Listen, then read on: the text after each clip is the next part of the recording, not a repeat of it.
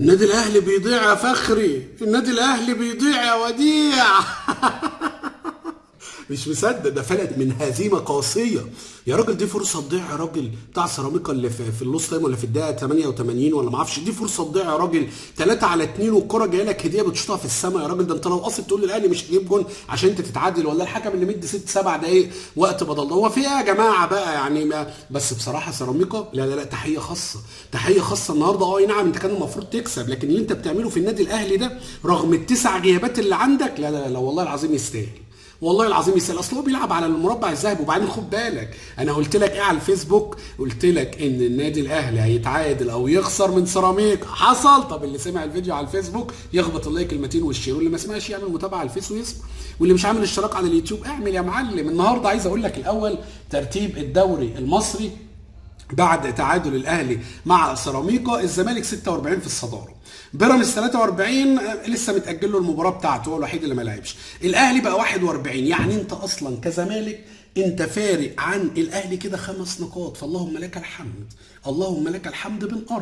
بنقرب فاضلك 5 ماتشات.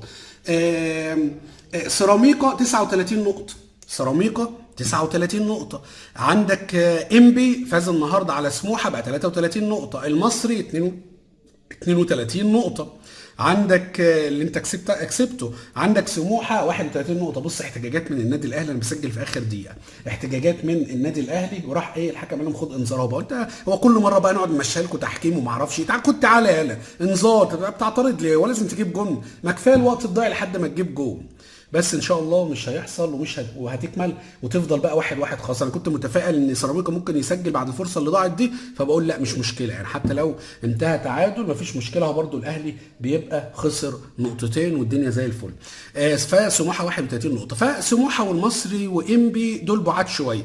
اما سيراميكا هو الاقرب، يعني سيراميكا لو كان فاز اصلا كان فرق معاه والله العظيم. يعني سيراميكا كان زمانه دلوقتي بقى هو اللي 41 نقطه وكان الاهلي 40، يعني انت متخيل كانت هتفرق جامد مع سيراميكا، كان خلاص كده ضامن ان هو في المركز الرابع او الثالث، بل بالعكس ممكن ينافس كمان على الثاني، انت لان الزمالك في حته ثانيه، واخد بالك انت؟ كمان انا عايز اقول لك ان انت كده بتضغط على بيراميدز. بالنسبه لنا احنا الحمد لله احنا كسبانين، وهو عنده افريقيا والكلام ده كله، وانت عندك برضه افريقيا، ما افريقيا للكبار، فالزمالك وبيراميدز هم اللي مكبلين الكبار، انت واخد بالك انت؟ فهنشوف الدنيا هتبقى ماشيه ازاي. بالمناسبه بقى ايه، في فار والدنيا ربنا يستر يعني. بص انت اديت انذار بس هتعمل ايه؟ ده الكره خبطه في رجل لاعب، ايوه كده اهو سمعوا تقريبا ان ما فيهاش حاجه، لعيبه سيراميكا عماله تسقف. ان شاء الله ما يكونش فيها حاجه، وان شاء الله تكمل ونقول يعني علي يا ماهر، علي يا ماهر. اجمد بقى يا علي يا ماهر. فاللي مش متابعني يتابعني، واللي مش عامل اشتراك يعمل اشتراك. انا منتظر بس معاكم الصافره عشان اقول لكم اهو. هل هيروح يشوفها؟ ايوه هيروح يشوفها في الفار، ربنا يستر بقى.